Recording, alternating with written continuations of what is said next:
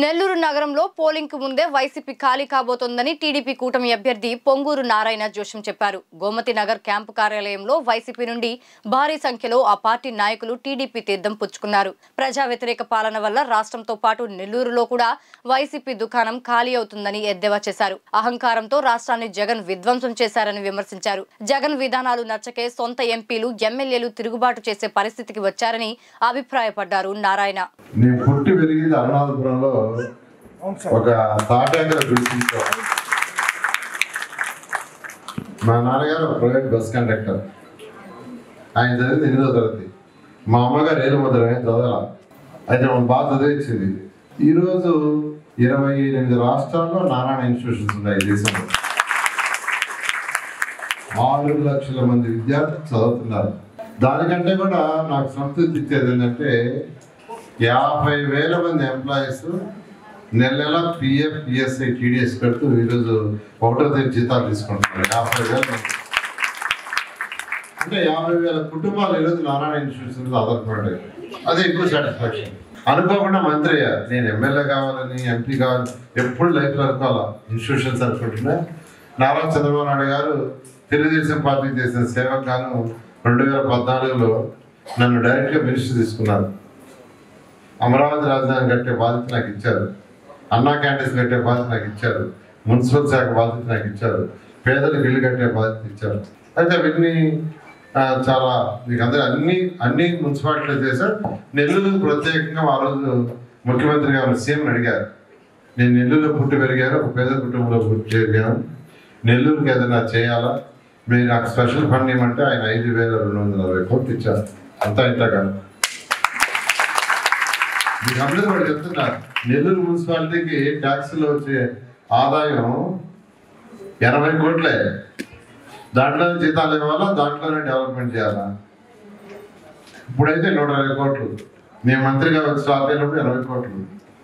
అంటే సంవత్సరానికి కూడా ఖర్చు పెట్టి 20 కోట్లే. ఒక సంవత్సరానికి కూడా చేయగలిగిందంటే. కానీ 5,240 కోట్లు నెల్లూరు 54 డివిజన్ ముఖ్యమంత్రి గారు వచ్చి రేపట్టి అన్ని చేశాము. ఈరోజు ప్రజలు రికగ్నైజ్ చేశారు. ఈరోజు తెలుగుదేశం ప్రభుత్వం ఏం చేసింది, ఇప్పుడు వీళ్ళు ఏం చేసింది కంపేర్ చేసి మాట్లాడుతున్నారు. మీ అందరికీ తెలుసు. ఈసారి ఖచ్చితంగా పిల్లల భవిష్యత్తు దృష్టిలో పెట్టుకొని ముందుకు పోతాను. నేను కానీ వేమిరెడ్డి ప్రభాకర్ రెడ్డి ఎంపీ కానీ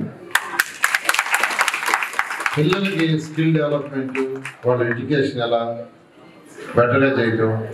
స్కిల్ డెవలప్మెంట్ చేస్తే ఉద్యోగాలు వస్తాయి. ఆ స్కిల్ డెవలప్మెంట్కి ఏం చేయాలి, వాళ్ళ యొక్క నైపుణ్యాలు, బీటెక్ చదువుతున్న వాడికి ఏం చేయాలి, ఎంబీఏ వాడికి ఏం చేయాలి, ఎంసీ వాడికి ఏం చేయాలి, డిగ్రీ వాడికి ఏం చేయాలి, మహిళలకు ఏం చేయాలి. చదువుకునే వాళ్ళు ఉంటారు, 5వ తరగతి 6వ తరగతి 7వ తరగతి చదివితే వాళ్ళకు కూడా సెంట్రల్ గవర్నమెంట్ కొన్ని ఫండ్స్ ఉన్నాయి, స్టేట్లో ఉన్నాయి. మీ అందరూ తెలియజేస్తున్నాను. మీరు తెలుగుదేశంకి బాగా చేసి ఎంత మెజారిటీ చూపిస్తారు? వినపడలా? 1,00,000 మెజారిటీ నేను ఫిక్స్ చేసింది కాదు, మీ నాయకులు ఫిక్స్ చేశారు. ఈసారి చేయండి. నేను అన్ని విధాలు పోను. నేను ఎక్కడికి పోలా. మొన్న కూడా నేను ఎక్కడికి పోలేదు. నేను హైదరాబాద్ ఆఫీస్ నుంచి మంగళగిరి ఆఫీస్ నుంచి తెలుగుదేశం పార్టీగా సేవ చేస్తున్నాను. ఆ కోర్టులో కేసులు వేస్తుంటే ఆ కేసులు, అరెస్టులు, వాటి మీద నా టైం అంతా సరిపోయింది. కాబట్టి ఖచ్చితంగా నేను ఎమ్మెల్యే గెలిస్తే ఖచ్చితంగా నెల్లూరులో ఉండి ప్రజలకు సేవ చేస్తాను. నేను మా పిల్లలు ఇన్స్టిట్యూషన్ చూసుకుంటున్నారు. మా పిల్లలు చక్కగా చేసుకుంటున్నారు. నేను ఇన్స్టిట్యూషన్స్ కూడా పోవాల్సిన అవసరం లేదు. నిజం చెప్పాలంటే డబ్బులు కావాలంటే నేను రాజకీయాలకు రాబడదా. వ్యాపారాలు చూసుకుంటే బోర్డు డబ్బులు వస్తాయి. అందరూ దీని మీద మనస్ఫూర్తిగా చేయండి. ఖచ్చితంగా మన Nellore one of the best సిటీగా మన పిల్లల భవిష్యత్తుని దృష్టిలో పెట్టుకొని, నువ్వు చెప్పినట్లు ఏ తల్లిదండ్రులైనా కోరుకునేది వాళ్ళ సుఖం కాదు, వాళ్ళ పిల్లల యొక్క భవిష్యత్తు.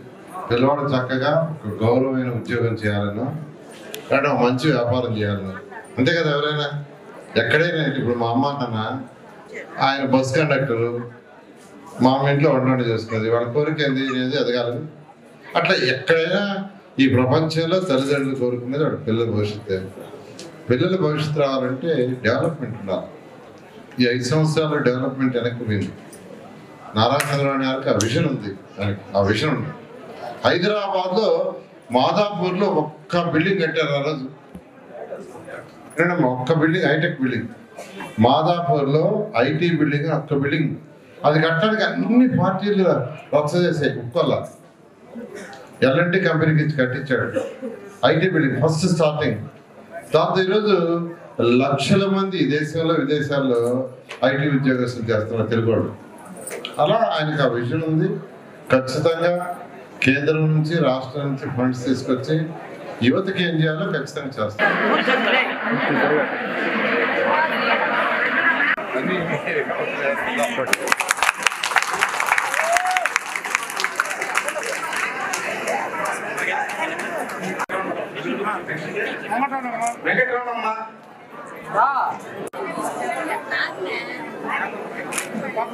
పద్మమ్మ గారు, వెంకటరమణ గారు, వెంకటరమణ గారు,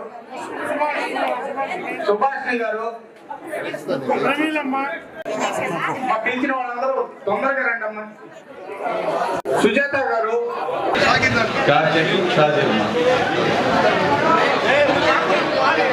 కార్తీక్,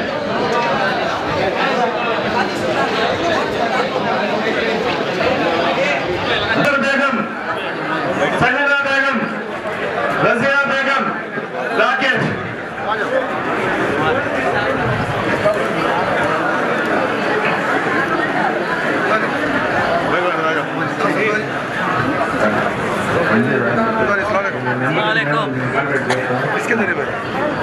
మొహమ్మద్ త్యాగరాజు శెట్టి, జమ్మూ నుంచి రాధాకృష్ణ శెట్టి, ఉమ్మి ఇతరాజుల శెట్టి, దండు శ్రీనివాసుల శెట్టి, కాళీ ఉమాబాద్ శెట్టి.